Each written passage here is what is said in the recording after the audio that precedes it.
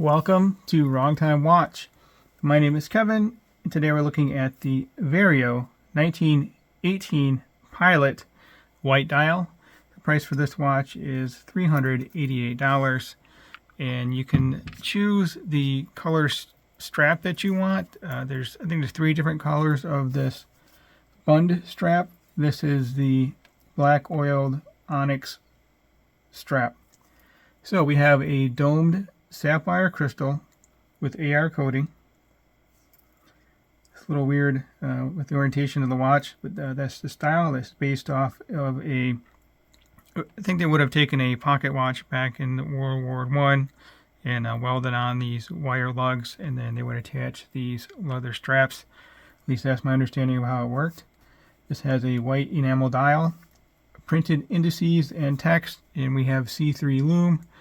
Very large indices, a lot of lume applied, so I'm assuming the lume's going to be great on this watch. We'll see the lume at the end of the video here. So yeah, when you put it on your wrist, instead of holding your wrist like this to check the time, you just have it at a little bit of an angle, kind of more of a natural position, and you can see check the time that way. I've seen, I think, a Vacheron Constantin with the dialer layout like this, and then I've seen some, I think, Patek, and then also Zenith have a similar kind of looking watch. So we have the cathedral hands there. It almost looks, with the lighting, it almost looks like the hands are a different color, but it's just the way the light's reflecting off the hands there. So for the movement, we have a Miyota 8N33 hand-wound skeletonized movement, 40 hours of power reserve, 6 beats per second, and this movement does not hack. Zoom in here, get a little better look at this. I really like looking at mechanical movements. This isn't terribly decorated or anything like that, but I think it looks pretty cool. So you can see that gear there moving. I believe the mainspring is inside of there. And we have the balance wheel moving down here. It looks like you can adjust it as well. So nice having this display case back. On the wording on the back here, mechanical, sapphire, Singapore. The company is based in Singapore. Stainless steel. I looked up this date. I don't know what that is. I looked up April 12th, and I also looked up January the 4th. I couldn't really find a significance for that date. So if you know what that is, please let me know in the comment section. So yeah, and it says right there, Miyota 8N33. So let's zoom in a little bit more. I think that tells me how many jewels are on this. 17 jewels. Again, there's a quick look at the movement there. Then we can take a close-up look at the dial here. This is a cool font. And I like the cathedral hands. It's a good-looking watch. And then you can see the wire lugs there. So we have a mixture of brushed and polished surfaces. The bezel is brushed. The wire lugs are brushed. In the case, polished bezel, polished lugs, brushed case. Getting my words mixed up today. And you can see how these lugs are attached to the case. So even though the lugs are attached like this, and it is just a push-pull crown, the watch is rated to 50 meters of water resistance, which is perfectly fine for everyday use.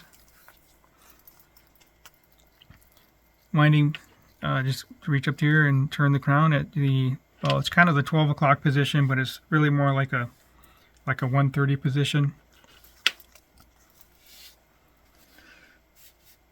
It is a sign crown also. There's a V on there.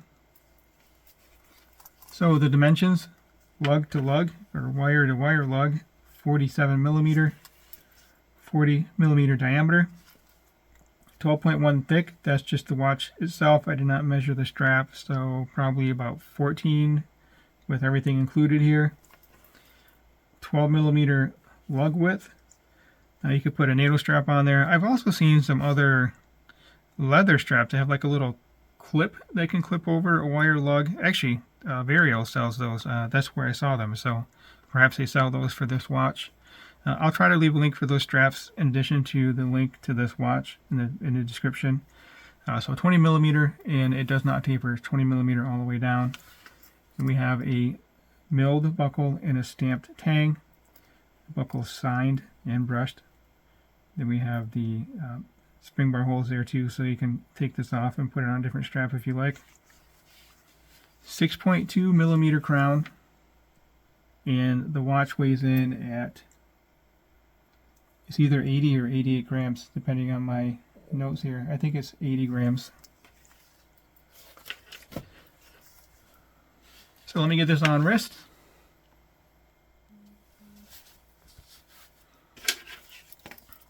Yeah, this is my first time with the bun strap too. I haven't worn this a ton, but I don't know, it's just a little bit too different for me. I don't really care for the look, but I'm usually a bracelet guy anyway. I prefer my watch on bracelet, and I really don't wear leather straps as much as I should.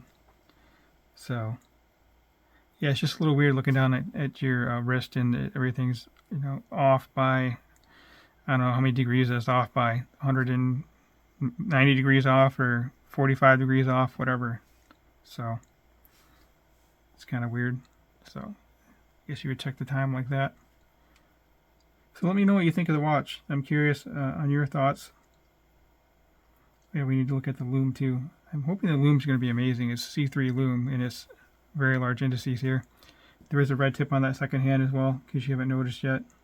And then we do have a minute track there. So overall, very cool watch. Just maybe a little bit too funky for me, but you know, $388. It'd be nice to have in your collection as like a weekend watch, or you can have a few funky watches in your collection, and this could be good for that. But also, it's a recreation of a World War I watch as well. All right, let's take a look. You know what? Before we do that, I'll start real quick next to my SKX, and then we'll compare the lume to my SKX. So it actually looks bigger than the SKX in a way, but it's not. It's smaller, 40 millimeter versus 42. But you know, the bezel is smaller than the case on this. Maybe I should use a different watch from now on to showcase to compare to other watches. All right, let's check out the lume. Okay, the 1918 on the left and my SKX on the right. You know, when I had it hit with the UV light, I thought it'd be really bright. It is bright, but not quite as bright as I thought it would be. The handset is nice, but the indices are not quite as bright as I was expecting. So overall, the SKX does have better lume by eye. Not looking at the camera screen, the Vario looks a bit brighter than what it really is. So yeah, the indices on the Vario 1918 are dying out pretty quickly too. But the handset's still nice and bright. Alright, that will conclude this video. As always, thank you for your time, and thank you for watching.